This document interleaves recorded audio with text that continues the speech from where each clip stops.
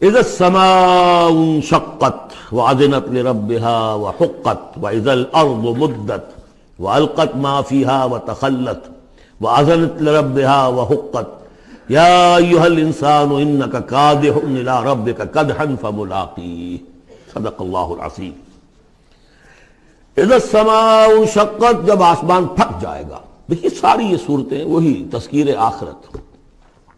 وَأَذِنَتْ لِرَبِّهَا، اذنت کان لگائے ہوئے ہے اپنے رب کے لیے، سنتی ہے یہ زمین جو ہے، یہ آسمان گویا کہ کان لگائے ہوئے۔ اذنت لربها وحقت، استمع له وانقاد، سنا اللہ کی بات کو، اپنے رب کی بات کو، اور اطاعت کی۔ لربها وحقت، اور تعمیر کر دے، اور یہ اسی کی مستحق ہے، اس کا حق یہی ہے، اس کا مقام یہی ہے۔ حقا یحقو سے یہ مجہول بن گیا حقت۔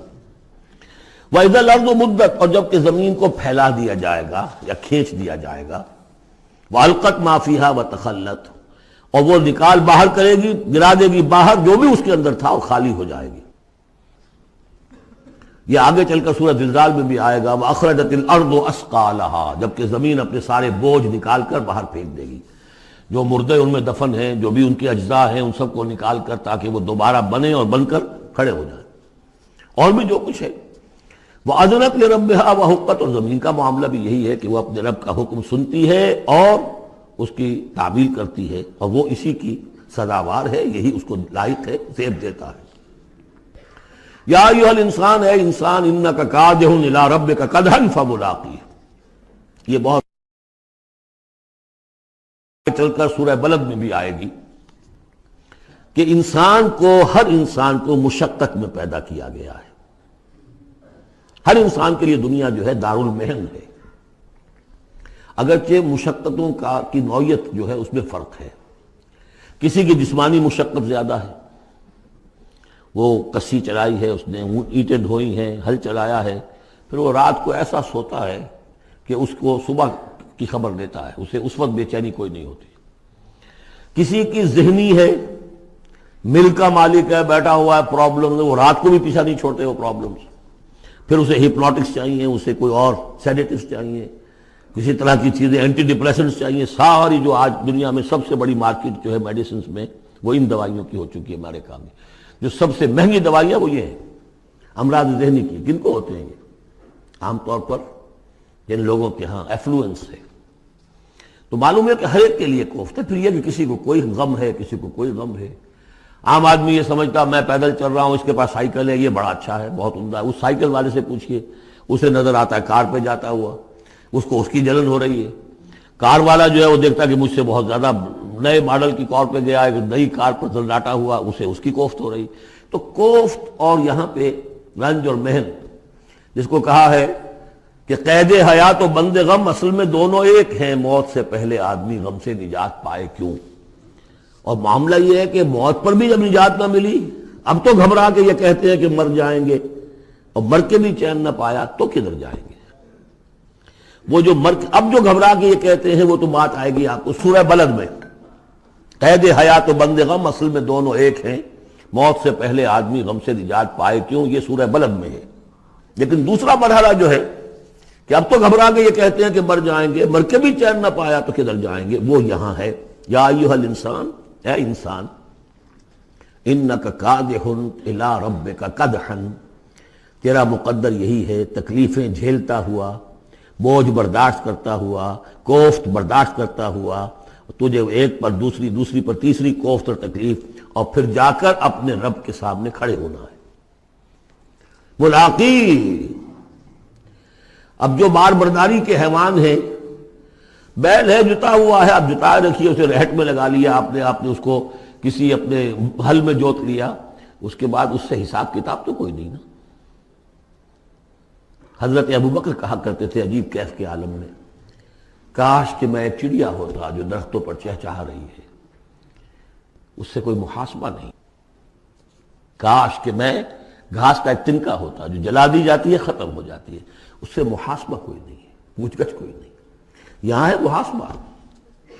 یا ایھا الانسان انک کادح، مشقتیں بھی جھیلو، صدمے بھی جھیلو، بوجھ بھی اٹھاؤ، اینٹیں بھی ڈھو، اور جو بھی کرنا، قلم کی گھس گھس کرو، بیٹھو، جاؤ 3 جگہ 4 جگہ بطب کرو اور مریضوں کی خدمتیں کرو، اور پھر یہ کہ سب کچھ کر کے پھر ایک دن کھڑے بھی ہو جانا ہے، اب جاؤ ذرا حساب کتاب۔ لن تزول قدم ابن آدم حتی یسأل عن خمس، ابن آدم کے قدم ہل نہیں سکیں گے جب تک کہ 5 چیزوں کا حساب نہ لے لیا جائے۔ عن عمرہ فیما افناہ، حساب دو عمر کا، 80 برس کی عمر دی تمہیں، کہاں فنا کی؟ خاص طور پر وعن شبابہ فیما ابلاہ، شباب، جوانی، قوتوں کا، امنگوں کا دور، وہ کہاں گلائی تھی جوانی۔ وعن مالہ من این اکتسبہ وفیما انفقہ، مال کا حساب دو، کہاں سے کمایا تھا، حلال سے کہ حرام سے، اور کہاں خرچ کیا تھا، عیاشیوں میں، عللوں تللوں میں، یا ادائے حقوق میں۔ وَعَمَّا عَمِلَ فِيمَا عَلِمَ، اور 5واں سوال سب سے مشکل ہے، جو علم حاصل ہوا تھا اس میں عمل کتنا کیا۔ اس اعتبار سے ایک بات بتا دوں، برا نہ مانے، جن لوگوں نے پابندی سے یہاں، یہ ان کی سب سے بڑی مشکل ہو گئی ہے، اب سب سے بڑی مشکل اب ان کی ہے۔ اما عمل فیما علم، جو علم حاصل ہوا ہے اس میں عمل کا حساب کتاب ہوگا۔ وہ غریب جنہیں موقع ہی نہیں ملا، کبھی کوئی ایسی صورت ہی نہیں بنی کہ ان کے سامنے قرآن کی دعوت آ گئی ہو، ان کے پاس شاید کوئی نہ کوئی عذر ہو، ان کے عذر کا حصہ جائے گا ان پر جن کے ذمہ تھا کہ قرآن کی پہنچایا نہیں پہنچایا۔ لیکن یہ ہے کہ جن تک یہ بات پہنچ گئی انہیں سمجھ لینا چاہیے کہ بہت سخت ہے معاملہ۔ یا ایھا الانسان انک کادح الی ربک کدحا فملاقیہ فاما من اوتی کتابہ بیمینہ، تو وہ کہ جس کو دی جائے گی کتاب اس کے داہنے ہاتھ میں، فسوف یحاسب حسابا یسیرا، تو اس سے تو لیا جائے گا بہت ہی ہلکا نرم حساب۔ وہ ہلکا اور نرم حساب کیا ہے؟ بخاری اور مسلم دونوں میں حضرت عائشہ سے روایت موجود ہے رضی اللہ تعالی عنہا، ينظر فی کتابہ ویتجاوز عن سیئاتہ واما من نوقش فی الحساب فقد ہلک، یعنی حساب یسیر یہ کہ کتاب نہ اس کا دیکھ لیا جائے گا بس ایک نظر سے، اور اس کی خطاؤں کو بخش دیا جائے گا، لیکن جس سے مناقشہ ہو گیا، جرا ہو گئی، وہ ہلاک ہو جائے گا۔ حساب یسیر یہ ہے، کوئی مناقشہ نہیں، کوئی جرا نہیں، اللہ تعالیٰ ان سے نرم معاملہ کرے گا۔ وَيَنْقَلِبُ إِلَىٰ أَهْلِهِ مَسْرُورًا، وہ جب واپس آئے گا اس عدالت کے کٹہرے سے تو بڑا خوش و خرم آئے گا اپنے گھر والوں کے پاس کہ جان چھٹی لاکھوں پائے، اللہ تعالیٰ کی رحمت سے، اللہ کی مغفرت سے میرا معاملہ تو سیدھا ہو گیا۔ لیکن اب اس کے برعکس کیا ہے؟ وَأَمَّا مَنْ أُوتِيَ كِتَابَهُ وَرَاءَ ظَهْرِهِ، اور وہ شخص کہ جس کو دیا جائے گا اس کا اعمال نامہ اس کی پیٹھ کے پیچھے سے۔ وہ کیوں؟ دینا تو ہے بائیں ہاتھ میں، وہ بائیں ہاتھ پیچھے کر لے گا، میں لینا نہیں چاہتا تو وہاں پکڑا دیں گے، یہاں حاضر ہے، وَرَاءَ ظَهْرِهِ فَسَوْفَ يَدْعُو ثُبُورًا، اب وہ موت طلب کرے گا، کسی طرح موت آ جائے، میں ختم ہو جاؤں، میں معدوم ہو جاؤں، میرا وجود نہ رہے۔ وَيَصْلَىٰ سَعِيرًا، لیکن وہ داخل ہوگا جہنم میں۔ إِنَّهُ كَانَ فِي أَهْلِهِ مَسْرُورًا، بہت اہم ہے یہ مقام۔ وہ اپنے اہل و عیال میں بڑا خوش و خرم رہا ہے زندگی میں، دنیا میں، حرام سے دن بھر کی محنت کر کے۔ دیکھیے ایک بات آپ کو بتا دوں، اگر آپ اللہ کے دین کا حق ادا نہیں کر رہے تو چاہے 100% حلال سے کما رہے ہیں، حرام کھا رہے ہیں، اس لیے کہ اللہ کے دین کا حق آپ نے ادا نہیں کیا۔ وہ جو غصب کیا جا رہا ہے اللہ کا حق، وہ کہاں جائے گا جب تک کہ آپ وہ حق ادا نہ کریں جو دین کا ہے۔ اس اعتبار سے سمجھ لیجیے حرام اور حلال یہی نہیں ہے، حرام اور حلال کے بڑے مراتب ہیں۔ ایک حرام خور وہ ہے جو سور کھا رہا ہے، آپ نے کہا بہت، یہ تو چھی چھی چھی چھی، سور کھا رہا ہے، حرام سب کو معلوم۔ ایک وہ ہے جو کھا رہا ہے بکری کا گوشت، بکری بھی خود ذبح کی ہے تاکہ قصائی کا بھی معاملہ کوئی خراب نہ ہو جائے، لیکن یہ کہ وہ بکری خریدی ہے کسی کی جیب کاٹ کے، تو کیا کھا رہا ہے؟ حلال کے حرام؟ حرام۔ اس کو بڑھاتے جائیے، باطل کے غلبے کے تحت سانس لینا بھی حرام ہے۔ You have reconciled، تم نے باطل کو تسلیم کر لیا، ذہن قلبن، طاغوت کو تسلیم کر لیا ہے، تمہارا جینا حرام، تمہارا سانس حرام، الا یہ کہ تن من دھن، اپنی صلاحیتوں کا صرف منیمم رکھا جائے اپنے لیے اور میکسیمم جو ہے خرچ کر دیا جائے اس نظام کو بدلنے کے لیے، وہ اس کا کفارہ ہو جائے گا۔ ورنہ یہ کہ وہ آپ ناپ تول کر کے تو حلال کھا رہے ہیں، لیکن جس نظام باطلی کی آپ چاکری کر رہے ہیں، جس کی ملازمت کر رہے ہیں، جسے سپورٹ کر رہے ہیں، بڑی تنخواہ ملی ہے، ورلڈ بینک کی کسی برانچ میں جو ہے مینیجر لگ گئے ہیں، کس نظام کو آپ چلا رہے ہیں؟ بہرحال وہ بات لمبی ہو جائے گی۔ لیکن وہ دنیا میں خوش و خرم تھا، اچھا کھلا رہا تھا، دودھ ملائی ربڑی اپنے بچوں کو، ہر وقت آ رہا ہے تو نئی چیزیں لے کر آ رہا ہے، ولایت سے آ رہا ہے تو ایک ایک بچے کو بلا کر تمہارے لیے یہ لایا ہوں، تمہارے لیے یہ لایا ہوں۔ وہ دنیا میں وہ خوشیاں لے آیا، اب یہاں کچھ نہیں ہے۔ وہ اللہ کا بندہ جو دنیا میں ڈرتا رہا، انا کنا فی عہدنا مشفقون، ہم تو ڈرتے تھے کیا ہوگا، اللہ کے حضور میں ایک روز کھڑا ہونا ہوگا، ان کے لیے یہاں آیا ینقلب الی اہلہ مسرورا، اب وہ لوٹے گا اللہ کی عدالت کی کٹہری سے اپنے گھر والوں کی طرف تو خوش و خرم ہوگا۔ اور یہ جو ہے یہ دنیا میں خوش و خرم رہا تھا اپنے اہل و عیال میں۔ انہ کان فی اہلہ مسرورا انہ ظن ان لن یحور، اس کو گمان یہ ہو گیا تھا کہ لوٹ کر آنا نہیں ہے، ہمارے پاس آنا نہیں ہے۔ کان بہ بصیرا، یقیناً اس کا رب تو اسے دیکھ رہا تھا، ہر آن دیکھ رہا تھا، اس کی نگاہ میں تھا۔ فلا اقسم بالشفق واللیل وما وسق والقمر اذا اتسق لترکبن طبقا عن طبق۔ یہ ہے اصل میں وہ مقام جس کے حوالے سے میں نے آپ کو کہا تھا کہ سورہ مدثر کی ان آیات کو ذہن میں رکھیے۔ کلا والقمر، تو یہ دیکھیے کہ وہاں بھی درمیان میں پھر اثر نو قسمیں آ گئی تھیں، دو تقریباً جو سمجھیے دو صورتیں بن گئیں، شروع میں یا ایھا المدثر سے لے کر اور آیت نمبر 31 تک، اور پھر کلا والقمر واللیل اذ ادبر والصبح اذا اسفر انھا لإحدی الکبر۔ وہی بات یہاں ہے، ایک مضمون پورا ہو چکا۔ فلا اقسم بالشفق، تو نہیں مجھے قسم ہے شام کی سرخی کی، واللیل وما وسق، اور رات کی اور جو چیزیں اس میں سمٹ آتی ہیں، والقمر اذا اتسق، لیکن پھر جب چاند جو ہے رفتہ رفتہ بھرتا ہے اور پورا ہو جاتا ہے، 14ویں کا چاند بن جاتا ہے۔ یہ اصل میں میرے نزدیک واللہ عالم، یہ کسی اور کوئی بات میں نہیں کہہ رہا ہوں، میرے نزدیک یہ دو بڑی اہم خبروں کی نشاندہی ہے جو قرآن میں کی گئی ہے، اور وہاں ہے بھی انہا لإحدی الکبر، بہت بڑی خبر ہے یہ کہ محمد رسول اللہ صلی اللہ علیہ وسلم کا جب خورشید ہدایت طلوع ہوا ہے تو اس وقت صورت کیا تھی؟ 600 سال کی رات تھی جس میں کوئی نبی نہیں آیا تھا، بس چاند کے کچھ اثرات، کچھ روشنی، کچھ تھے نیک لوگ، کچھ جنات میں بھی نیک تھے، لیکن اکثر و بیشتر دنیا کے اوپر جو غلبہ ہو گیا تھا وہ بالکل باطل کا۔ پھر ایک دم خورشید نبوت طلوع ہوا ہے اور روشنی پھیل گئی ہے۔ اب خبر دی ہے اسی خورشید نبوت نے صلی اللہ علیہ وسلم کہ قیامت سے پہلے ایک مرتبہ پھر یہ دین کا غلبہ ہوگا، جیسا آپ کے دست مبارک سے بنفس نفیس جزیرہ نماء عرب پر پورا خورشید اسلام چھا گیا، نظام دین قائم ہو گیا۔ الیوم اکملت لکم دینکم واتممت علیکم نعمتی ورضیت لکم الاسلام دینا، جاء الحق وزہق الباطل ان الباطل کان زہوقا۔ اور اس کے بعد یہ کہ خلفاء ثلاثہ کے زمانے میں، حضرت علی کے زمانے میں کوئی توسیع نہیں ہوئی، حضرت ابوبکر، حضرت عمر، حضرت عثمان، خلفاء ثلاثہ کے زمانے میں توسیع ہوئی۔ حضرت علی کے زمانے میں ان پر کوئی الزام نہیں، ان کا کوئی قصور نہیں، لیکن یہودی سازش عبداللہ ابن سبا کی، اس کی وجہ سے مسلمان آپس ہی میں لڑ پڑے، 1,00,000 جانیں ختم ہو گئی آپس میں لڑ کر، جنگ جمل، جنگ صفین، جنگ نہروان، 1,00,000 کے قریب۔ تو مومنٹم گاڑی کا ٹوٹ گیا، موشن ٹوٹ گئی۔ اس کے بعد پھر بہرحال حضرت امیر معاویہ کے زمانے میں پھر کچھ آگے قافلہ چلا ہے، لیکن اس شان کے ساتھ پھر نہیں بڑھ سکی بات، جس شان سے کہ دور فاروقی میں، دور عثمانی میں، دور صدیقی میں بات بڑھ رہی تھی۔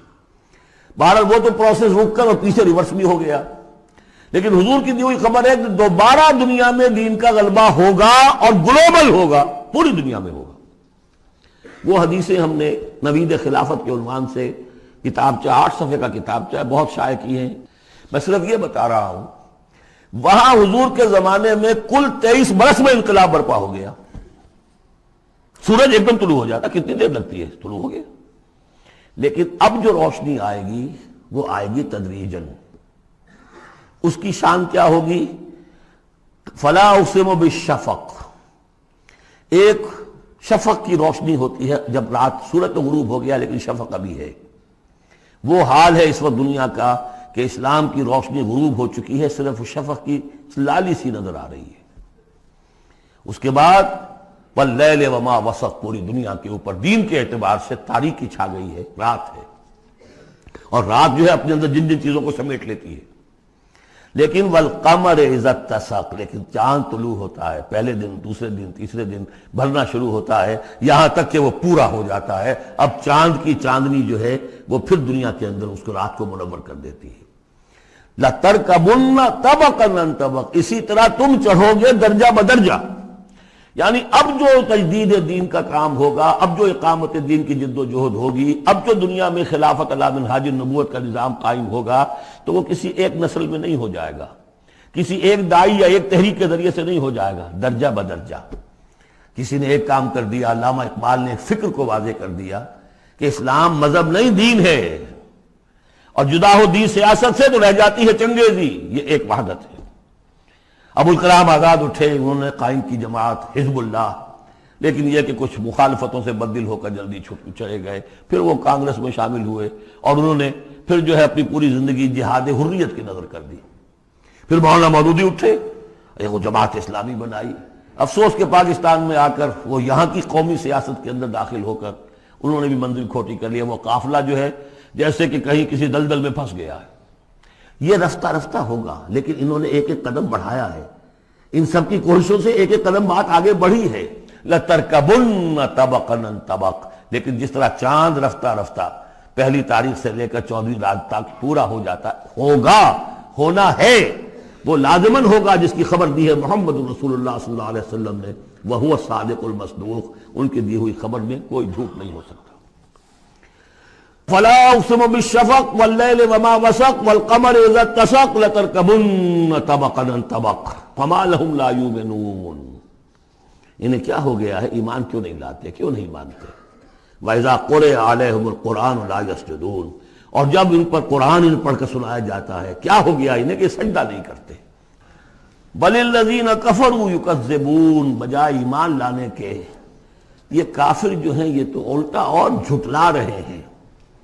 یہاں ذرا نوٹ کر دیجئے، یہ لفظ بے شمار مرتبہ آیا ہے، کفر اور تکذیب، کفر اور تکذیب. والذین کفروا بآیاتنا وکذبوا، تو کفر اور تکذیب یہ کیا صرف تکرار ہے یا اس کے اندر فرق ہے کچھ؟ کفر کے معنی ہے چھپا دینا، دبا دینا. فطرت انسانی میں جو گواہیاں موجود ہیں جو ان کو دبا رہا ہے یہ کفر ہے. ان گواہیوں کو ابھارنے کے لیے، ایکٹیویٹ کرنے کے لیے قرآن مجید کی آیات آئی، ان کی تکذیب کر رہا ہے، یہ بہت بڑا جرم ہے. یہ دو جرم علیحدہ ہیں. اپنی فطرت کے اندر جو گواہیاں مضمر ہیں انہیں چھپانا، دبانا ہو، لیکن پھر جب آیات ربانیہ سامنے آئے ان کو جھٹلا دینا، یہ ڈھٹائی کی حد ہے. پھر والذین کفروا وکذبوا بآیاتنا اولئک اصحاب النار هم فیہا خالدون. یہ تو جو پہلا چارٹر دیا گیا تھا حضرت آدم کو خلافت عرضی کا چارج سنبھالتے وقت، اب اتر جاؤ یہاں سے، اس جنت سے جاؤ نیچے اور جا کر چارج لو زمین کا، اور وہاں کیا ہوگا؟ فَإِمَّا يَأْتِيَنَّكُم مِّنِّي هُدًى فَمَن تَبِعَ هُدَايَ فَلَا خَوْفٌ عَلَيْهِمْ وَلَا هُمْ يَحْزَنُونَ وَالَّذِينَ كَفَرُوا وَكَذَّبُوا بِآيَاتِنَا.